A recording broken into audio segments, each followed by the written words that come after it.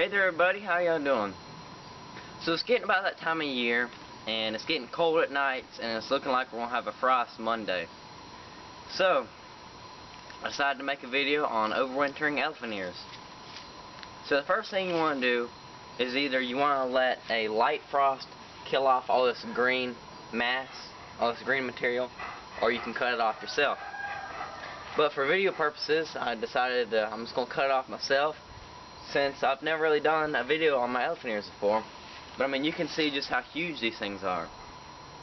And I have two different varieties. I got this kind right here with the pointed leaves, and then I got this kind right here. And elephant ears is just a general term. I'm just going to use that because everybody is familiar with the term elephant ears. I mean, it's a big plant. So, first step you want to do is you want to get out your knife, and we're just going to cut it all off. So I'm just going to start with this biggest leaf here.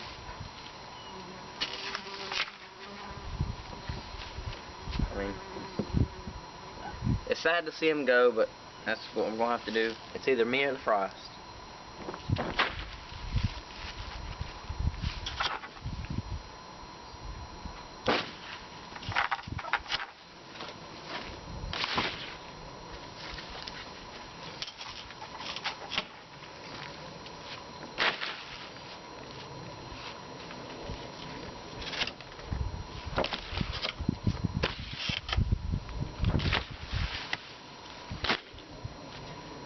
Now that we have these things right here, I'm going to show on this one right here. We're going to cut it down to about right here.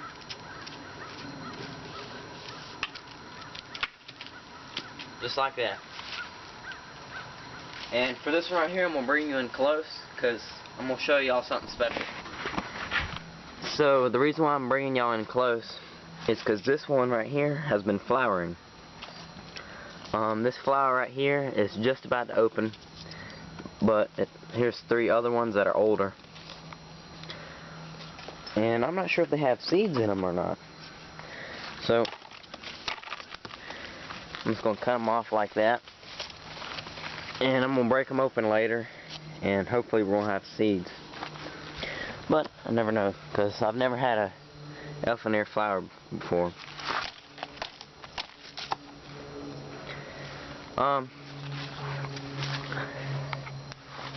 So now we're just going to do a basic thing we do with that one, and we're just going to cut this whole bottom piece off. Just like that.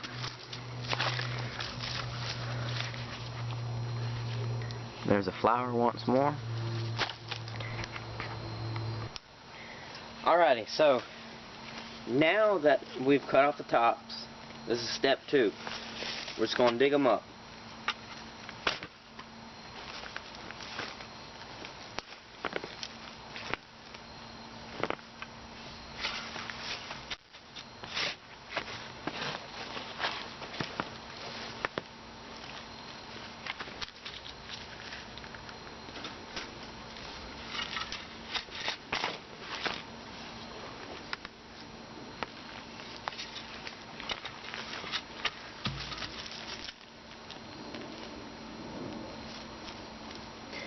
Now with elephant ears, you can either leave some soil on, or you can just take all the soil off.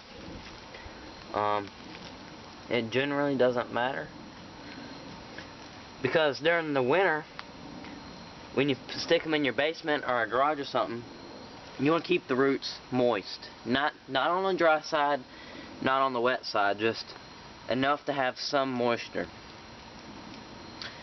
So I'm just going to leave these just like this. I got some soil around the roots, but not much.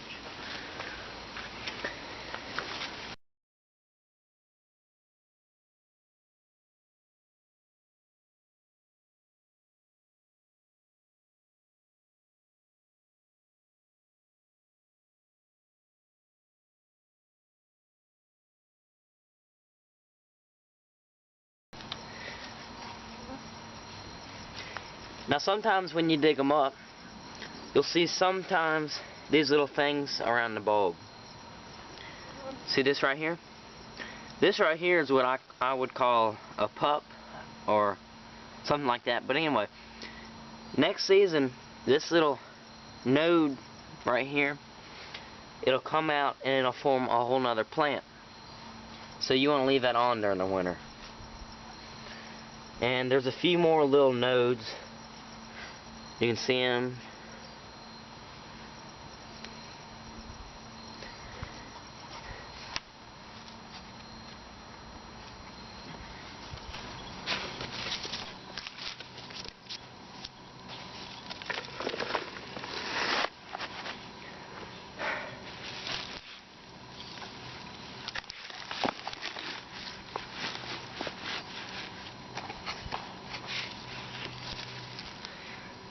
And I got these from somebody else.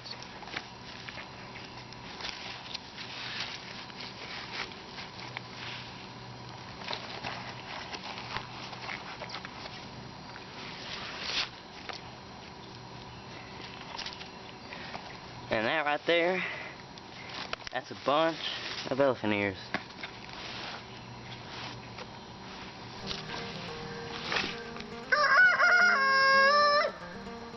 Alrighty, so the last thing you want to do is you want to put your bulbs on your basement or in your garage. Somewhere that's cool, and that way they won't grow. Like, for example, I'm going to put mine under the house, and it stays about in the 50s and probably in the 50s during the winter. And so the temperatures are just fine for this. And next spring, I'll just take them out and plant them when it starts getting warm outside and there's no more frost. And yeah, that's a lot of bulbs I got.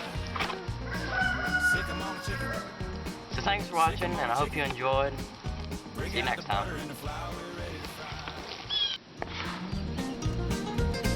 I heard this awful noise coming out of the woods. I heard chicken screams, knew it wasn't gonna be good. Since you want to be on YouTube growing so bad, I think we lost a chicken. let's do a little close up on I think him. we lost a chicken. Come on, do it I again. just heard her cry. One more time. Come on, I you think we do it. lost a chicken. I think we lost a Yeah. chicken. But you can get another Good one boy. for $1.79.